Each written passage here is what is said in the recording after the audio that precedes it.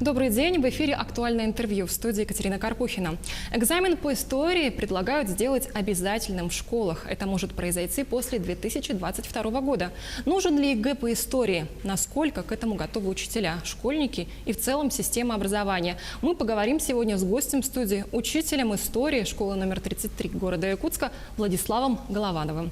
Владислав Алексеевич, здравствуйте. Здравствуйте. Ну и первый вопрос. Как вы сами относитесь к подобной инициативе? Я, как большинство моих коллег, отношусь к этому положительно. Это давно назрело. Это необходимость, которая особенно остро после 21 мая 2012 года, когда было решено выполнить поручение президента и возник историко-культурный стандарт. Вот историко-культурный стандарт может стать основой для реализации данной идеи ЕГЭ по истории для учащихся школ. А что говорят противники обязательного ЕГЭ по истории? Знаете, противников, видимо, очень много, но они не столько конкретны, сколько гонят, как говорят, волну. Вот, знаете, был поэт Василий Тредяковский, он писал по этому поводу: «Чудище было огромное, озорность зевный лая». Вот этот лай постоянно слышится, постоянно есть некое давление. Особенно, я чувствую, трудно министру образования Оле Юрьевне Васильевой, потому что она сама историк по профессии, доктор исторических наук, и я думаю, что она инициатор как раз того, чтобы история стала предметом, который просто нам жизненно необходим для того, чтобы поднять гражданственность наших выпускников. Ну а что необходимо изменить в школах, чтобы приняли? Изменить для того, чтобы было ЕГЭ. Вы знаете, собственно, речь в первую очередь идет о учебно-методических комплексах. Потому что, по сути, наша идея учительства большинства, нам примерно сделать надо как математика. Надо, чтобы история была базовая, один испытание экзаменационное, и история была профильная. И понятно, что здесь хорошо бы, чтобы была линейка учебников базовых и линейка учебников профильных. Для того, чтобы дети, которые выбрали историю, будут выбирать историю как для того, чтобы при поступлении в ВУЗ они сдавали ЕГЭ профильное. А те, кто будут именно для того, чтобы уровень гражданства поднять, чтобы поднять невероятно низко упавшее знание по истории, достаточно будет базовое, чтобы дети могли основательно за курс средней школы подготовиться и выбрать там предмет себе, пусть технически любой, но тем не менее история для них будет уже родным предметом. По крайней мере, они будут жить, осознавая, в какой стране живут. А не как в свое время писал поэт Осип Эмильевич Мандельштам: мы живем под собой, не чуя страны. Вот он, чтобы чувствовали страну свою, понимаете. А какие должны быть различия в таком случае между базовыми учебниками и профильными? В данном случае здесь историко-культурный стандарт есть. Каждый год он дополняется, в нем какие-то такие небольшие изменения есть. И на основе этого, собственно говоря, история следует изучать что, где, когда и почему.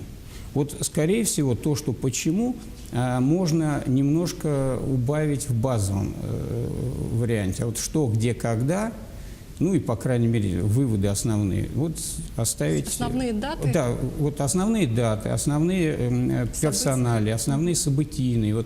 Та линия времени, она, конечно, должна быть в базовом. А все, что касается отдельных за, против, почему, какие версии, здесь скорее надо оставить. Больше аналитики получается. Да, в профильном, естественно. Это как раз тот самый аргумент, который приводят противники. Они говорят: дескать, история превратится в заучивание. Дело в том, что в любом случае для того, чтобы изучать даты, для того, чтобы знать хотя бы самое главное персональное, без заучивания никак не обходится, ни один предмет. А рассуждение о том, пусть рассуждают, а не обязательно знать, когда это было и по какому поводу. Это все разговоры совершенно несущественные. Поэтому мы, по сути, что в данном случае может быть необходимость? Это, конечно, создать, это уже идет, изменение количества учебников. Именно, чтобы правила были всем понятны. Есть две линейки учебников. Эти учебники базовые, по ним будут готовить экзаменационные испытания. Учебник профильный, по нему будут готовить экзаменационные испытания. Но при этом учебник сам по себе это мало что необходимо для детей. Для них нужен учебно-методический комплекс, который бы совмещал в себе и, положим, во-первых, учебные пособия для учителя. Во-вторых, конечно, карты, атласы и контурные карты. Книга для ученика, сборник хрестоматийный, в котором были бы какие-то подобраны документы исторические, да, чтобы заниматься священниковедением. Вот. И это в целом должно быть вот у каждого ученика на столе, плюс, ну, по крайней мере, DVD-носитель, в котором все это было бы, чтобы ребенок мог работать на компьютере. Надо еще отметить, что сейчас все больше и больше становится мультимедийных пособий по истории. То есть в интернете можно найти достаточно большое количество уже порталов, в которых, в общем-то, в принципе, есть данные, с которыми можно работать. Если возможность есть, если класс, вот у нас передвижные классы есть компьютерные, где дети получают ноутбуки, в принципе, выход через Wi-Fi в интернет, и можно работать на уроке совершенно спокойно для этого. Вот говоря о мультимедийности, у нас не так давно заработал музей исторический «Россия. Моя история». Школьники ходят туда, и насколько там актуальная экспозиция представлена? Вообще, по сути, это революционное событие. Все, что связано с историческим парком, вот это возникновение, то, что наш регион, наша республика, руководство сделали многое, что мы стали лидерами, в принципе, одни из лидеров по созданию этих парков. И надо сказать, что непосредственно я знаю, как наши коллеги, он используется очень активно. Во-первых, там и методические встречи учителей происходят, семинары различные. Вот, лично я там проводил 2 урока для своего класса. В принципе, там единственная у нас только проблема – это несколько дорожная, будем, карта, немножко далековато. А так, в принципе, это замечательное место, которое активно используется. Там не только дети, там и взрослые очень часто бывают. И это большое подспорье. Вот как раз бы под ЕГЭ по истории это было бы очень хорошим подспорьем. А дети по-другому сейчас стали воспринимать даты исторические, вообще историю как предмет, если сравнить с прошлыми поколениями? Исходя из того, что у нас парк появился? Да, исходя вообще из мультимедийных технологий, потому что все-таки образование идет вперед, интернет в том числе. Здесь, понимаете, здесь весьма проблема, конечно, существует. Потому что соблазнов в связи с тем, что можно в интернете найти множество интересного и не сильно напрягающего, это очень много. Потом, в чем еще особенность? Это какое-то определенное, видимо, ограничение на пользование теми же самыми сотовыми телефонами на уроках во время, положим, каких-то определенных заданий, которые дает учитель. Есть задания, когда детям совершенно спокойно, пожалуйста, найдите, если хотите, можете найти пример у себя в интернете, телефоном пользоваться. А другой вариант, когда они просто берут и готовый ответ. И это тоже есть системно очень выходит. Или вышел ребенок, а можно я выйду? Он выходит, приходит, он же готов, понимаете. А какие-то последние технологии вообще используются на уроках истории сейчас, для того, Конечно, чтобы привлечь внимание школьников? Естественно. Например? По сути, в принципе, сейчас почти все учителя, я знаю, у всех есть мультимедийные доски. Да? Мультимедийная доска – это экран компьютера, на котором можно рисовать, можно любые, так сказать, видео включать, можно переключать слайды, все что угодно, да? И, в принципе, ребенок как привык, он на компьютере, он выходит и на этой же доске может прямо онлайн, тут же может, пожалуйста, интернет, можно тесты включать, он может отвечать, он может находить картинки, то есть это широко используется.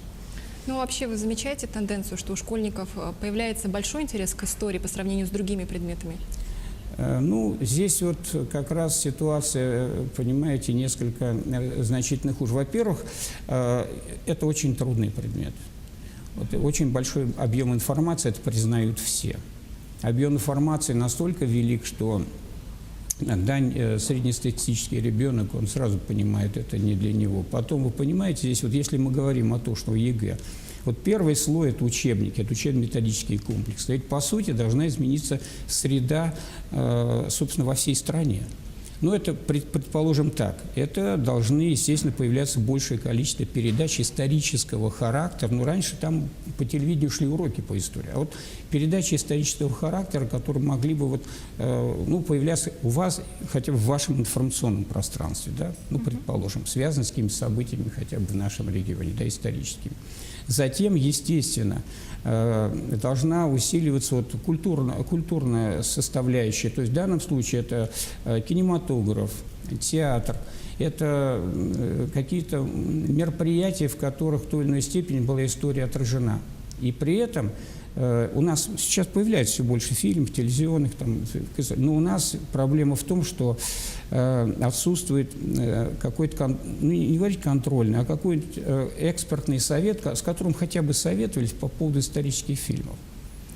Потому что ведь все-таки, когда снимают историю, там конкретные люди, которые когда-то жили. У них есть конкретно. А когда говорят, а у меня домысел, там, режиссер и так далее, здесь не должно быть домыслов. История должна быть честной, открытой, и дети в этом плане должны чувствовать. И если они будут вот в этой среде, не только учебники в школе, а если будут ощущать нехватку исторических знаний, когда они что-то смотрят, когда они где-то присутствуют, вот, в том же самом музее и так далее, вот тогда это будет более популярно. А потом, понимаете, как только это станет официальным экзаменом ЕГЭ, здесь, как говорится, наступит то, что было раньше. Мы все сдавали историю в советское время. Все абсолютно. И мы ее потом, естественно, мы ее начинали любить, потому что достаточно нашу историю грандиозную, потрясающую, начинать по-настоящему изучать, как сразу становишься в нее влюбленным. Понимаете? Вы отчасти сейчас отвечаете на мой вопрос о том, обязательный экзамен ЕГЭ по истории к чему приведет? Что даст? Знаете, что я вам могу пример привести такой, может быть, из истории. Знаете, в свое время Германия стояла перед очень сложной проблемой, когда ее со всех сторон окружали, будем сказать, не очень благоприятные партнеры. Австрия, Франция и так далее. И вот в то время руководителем Германии был Отто фон Бисмарк. И когда ему удалось все-таки сделать почти невозможное, и была одержана победа над сильнейшим противником Австрии, его спросили, ну как же вам это удалось? Это же невозможно было. Битву при Садовой 1866 год выиграл не я, выиграл немецкий учитель истории. Понимаете, 21 век – это век страшной борьбы за ресурсы будет, это точно.